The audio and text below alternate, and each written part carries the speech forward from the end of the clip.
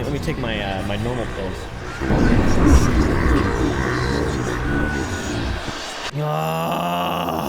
Logan Paul just can't seem to keep himself out of limelight. Basically, essential news. Logan Paul has consistently proven himself to be a bit of a goober. He has yet to pay back the victims of the CryptoZoo scam. How much did you guys make from CryptoZoo? I lost around $50,000 in CryptoZoo. I lost $40,000. And also a plethora of other things that have been going on recently between him and Dylan Dennis, hyping up their fight. October 14th! Dylan, I'm f***ing you up! An older scandal, pre-CryptoZoo, was unveiled recently. And guys, you aren't gonna believe this shit. It has to do with Pokemon cards. You guys are probably aware of this older scandal that has recently come out, and he did seem like a big douchebag in that original scandal, but now it's like way, way worse. It's a whole lot worse, allegedly. Do you guys remember when Logan Paul bought the holy grail of Pokemon cards, a collection worth $3.5 million? Double, triple. It would legitimately be verifiably 100% the only sealed case in the world that is 100% real. Turns out he may have been slightly more involved than we originally thought when it transpired a couple of years ago. And he maybe knew some of the stuff ahead of time, if you were to believe the allegations. Of course. This all occurred back when Logan was in his Pokemon character arc. He was so into Pokemon that it even got people like me from the woods into Pokemon a little bit. For real though, this was a bad arc on YouTube. This was a dark time, a very, very, very dark time, right in the middle of COVID. I have to admit, I was quite entertained by all this, and I was a pretty medium-sized Logan Paul fan during this as well. Medium-sized, like slightly taller than a dwarf. Logan Paul may be a big cock jock, but he's also just a nerd like the rest of us guys. He's just like you and me for real. Real stupid and spending money on shit that's not even real and fake and dumb and cards, paper. Kind of makes sense why he put everything into CryptoZoo though. It's like a really shitty version of Pokemon. I mean, look at these things. This Pokemon card box was the holy grail, all right? It was a first edition set of base set Pokemon boxes, which cost $3.5 million, and it was the most anyone had ever spent on Pokemon at the time. The biggest idiot, literally, the biggest dipshit of all, essentially, is what that title is. And by the way, I do think collectibles are cool and worth some money. I do have some cool stuff like that, but when it becomes like a money laundering level thing, like there's so much money into it, it just seems wrong. And it's like gambling, really. It's really just another way to gamble. But what I do have are a very particular set of skills. So Logan mentioned that this was an authenticated box of Pokemon cards. It was authenticated by BBCE, the Baseball Card Exchange. And Logan purchased the pack from a gentleman named Matt, who goes by the name Shine in the collector sphere. That's right, guys.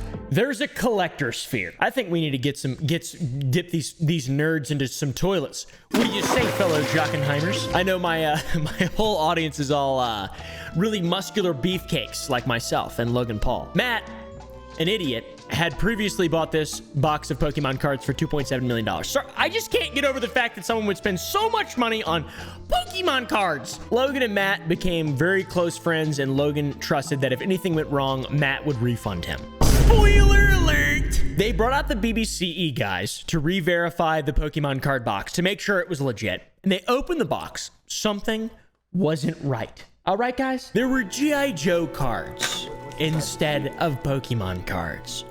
Oh my god. Oh my god, bro. G.I. Joe? G.I. Joe? G.I. Joe. It could have been anything else.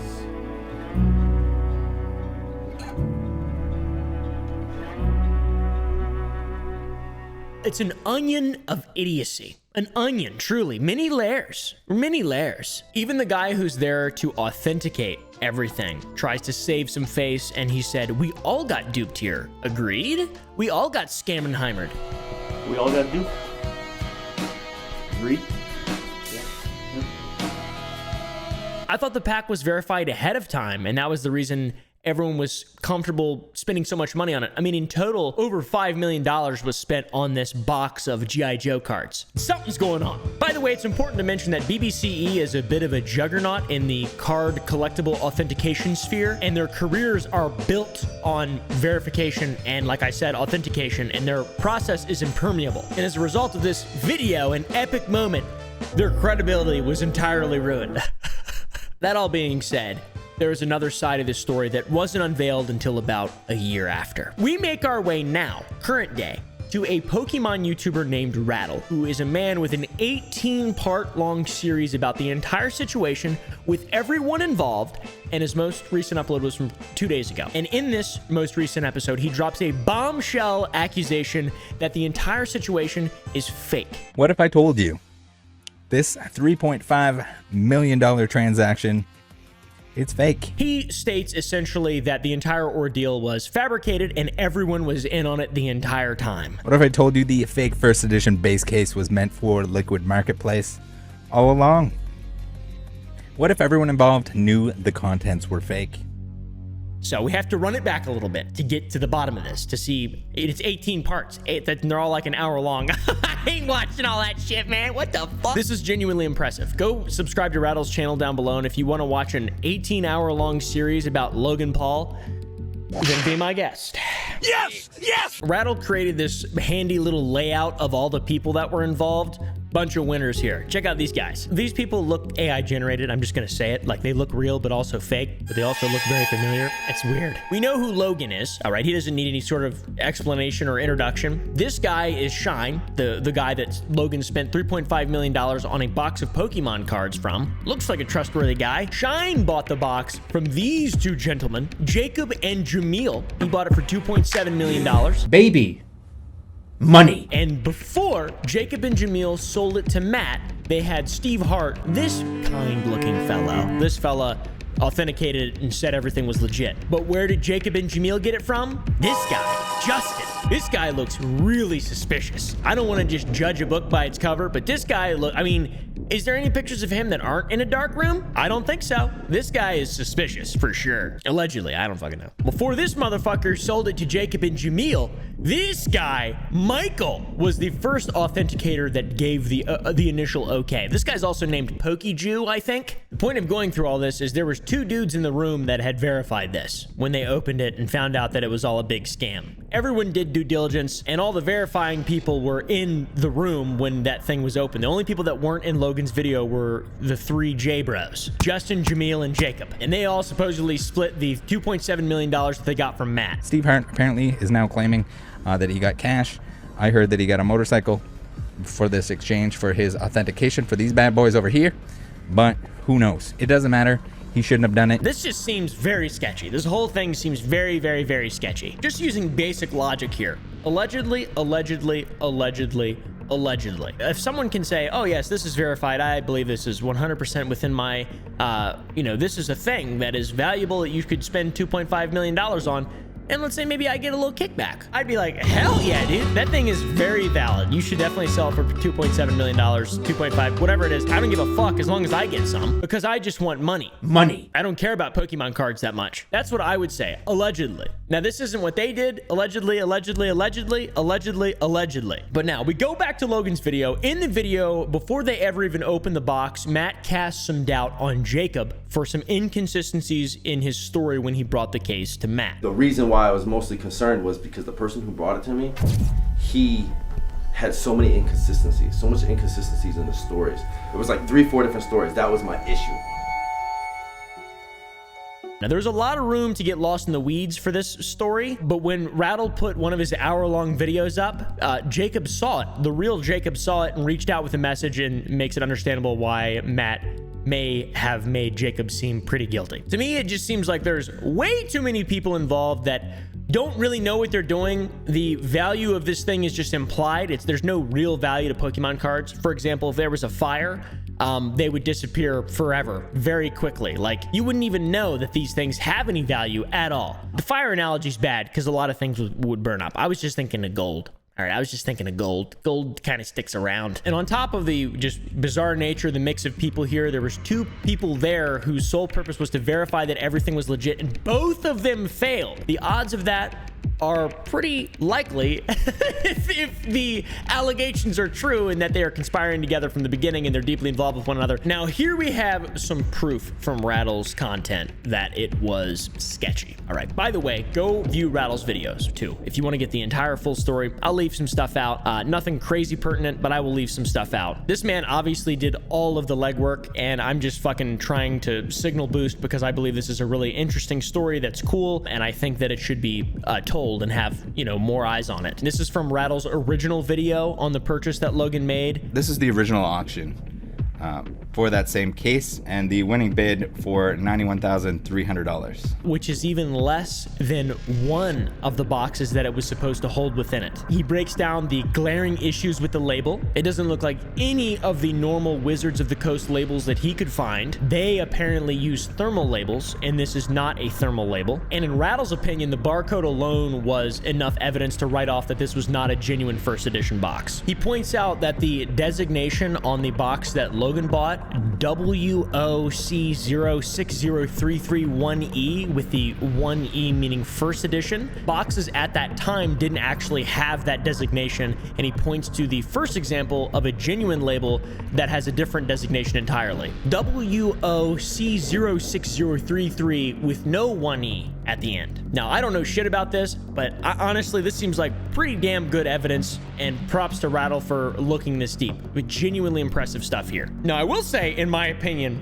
these are things that Steve and Michael should have easily been able to identify, and because you can't look in the box, you can't open it, so you just look at the box and then you kind of cross compare, and you're like, oh, okay, this is legit. Here's a legit one. Here's what this one looks like.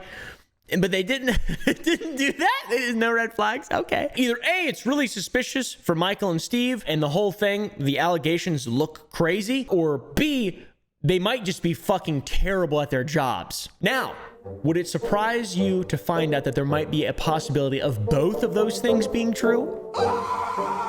Probably not at this point, dude. I love this, by the way. This is such a good story, and I cannot thank Rattle enough for bringing this to light, dude. Enter the liquid marketplace. After Logan got scammed for $3.5 million on fake Pokemon cards, he had to up the ante, and he uploaded a video in which he spent even more money on one Pokemon card. They want $4 million. Oh my god. Oh my god. Let me call my people. I really want it. Now, why can't he give some of this money to the CryptoZoo? Anyway, well, that's a side point. We'll move on. But guess what? Logan figured out a really easy way around having to pay off this Pokemon card. He came up with the idea of allowing people to co-own the card through his new crypto site, Liquid Market. Now, a website like this where people are wheeling and dealing percents of a piece of paper, literally trading shares of cards that are paper, you need a bang up team, a top tier team of genius scientists and people on the research team. Guess who is involved in the site? Michael, aka the PokeJew. He had it in his Instagram bio. Strategic director of the Liquid Marketplace. Okay, we got that guy. Now guess who the director of assets for the Liquid Marketplace is? Shine, our boy Matt. Johnny Sins, but kind of out of shape. This is the guy who bought the box for $2.7 million and sold it to Logan for $3.5. Makes sense. Look at this title. Is Logan Paul's Liquid Marketplace the next Dink Doink? Dink Doink. I forgot about fucking Dink Doink. What a dumb piece of... Oh my God. These people are freaks. Thank you, Rattle and CoffeeZilla. People like you guys for destroying this stuff. I love y'all so much. But maybe it's just a coincidence with who's involved though, guys. We'll go back to the Liquid Marketplace for now. What is the point of it? It is a website that lets you sell shares of an item. Co-owned with Logan Paul. He looks so cool. That's awesome. Let's say, for example, I wanted to sell a rare bag of my candy, Sour Boys, and I put it on this website, costs $1 million. I'm allowing people to buy tokens or shares of my product for 10 cents per token, or a tenth of a cent, or whatever. I don't know. There's like 10 million tokens you can purchase in that instance. If you bought 5 million of these epic tokens or shares, you would be spending 500 grand. You would have direct co-own status of whatever this item is, the bag of Sour Boys, with me, the seller. And we could choose what we do with it next. Maybe we could take turns fucking it. Can I fuck it? Can it fuck me? Is it hairy? If I touch it, will it get wet? It's really weird to me because it's like you have ownership of an item, but you don't actually have any ownership of the item. It's very bizarre. I don't like the idea at all. It makes me very uncomfortable. It's like all the worst parts of the stock market, but for even less. And by the way, on this marketplace, you can sell anything, essentially. NFTs, sports cards, pictures of your penis if you want. One of the items on the website that is pretty cool is one of Logan's items. He's selling a PSA 10 Pokemon Illustrator 1-of-1 card, but only around a fifth of the ownership. He's selling it for $900,000. This guy knows what he's got, all right. He said a year ago that you could own 51%, but now it's only listed for $900,000. This just seems so dumb. So just modern people, the falling failure of society, westernization, L's, progress for the sake of progress. When will we learn? Never. Hopefully, because I got videos to make, brother. So with the change of the advertised percent of ownership, does he not own the card anymore? Or did he realize that he wants the card and doesn't want anyone else to own a majority of it with him? So maybe he changed his mind or whatever. I don't know. But what about the fucking other items that are on the website? I don't understand how this website or the shop, the liquid marketplace, just stops sellers from taking the money and running. Just changing their minds on stuff. And from what it seems, that's pretty much what you can do as well. You can just kind of take the coins and run. Here's a little example. If I buy one token worth a little over a cent of the Pokemon card PSA 10 Illustrator, whatever the fuck it is, what do I get, bro?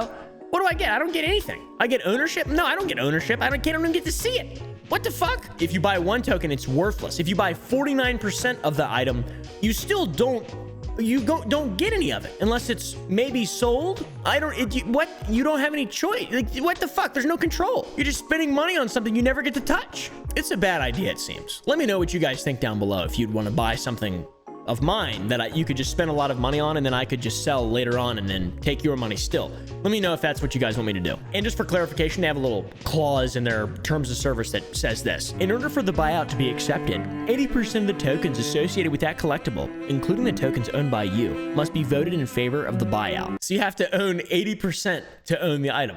What? This seems so sketchy, and like I don't understand how any of this is even allowed or legal or real. I don't know anything about any of this stuff, but this just seems dumb. And this isn't just me or Rattle or any of the other people involved that think that this is weird. There's also a Liquid Marketplace Discord that has recently gone dark, and the people in that are a little bit upset. I can't believe what has happened. No explanation or anything. We have been scammed. Yeah, definitely scammed. Yeah, poor people, man. Poor people. They did make an announcement trying to put everyone's worries at ease. Hi, everyone. Thank you for your continued support and patience as we build out a one-stop shop for all collecting needs. Over the past happy collecting. The people in this community are not, unfortunately, collectors. They are just fools who are like buying not even a whole NFT, but like a percentage of an NFT. This is dumber than NFTs, genuinely. Another classic Logan Paul business idea. Oh, wow. What do we expect? And now that Dylan Dennis is going head to head with Logan, Logan has to worry about Coffee. He's got to worry about Rattle. He's got to worry about Dylan, his wife. This is just another bit of fuel to the fire. I understand why he has his replies turned off on Twitter. By the way, all this stuff is like, you know, anything that's illegal or whatever is fucking allegations. I don't know. Seems like shit to me. Seems like just classic piece of shit moment, in my opinion. Let me know what you guys think down below, and go sub to Rattle. Yeah, support him. He did all the work. I would say worse, but I'm scared he's too hot. Would send him into his deathbed. Can't rap much longer. Ain't got the character count, but when it comes to rap battle victors, I don't think there's any doubt. Oh, oh, oh, oh, oh.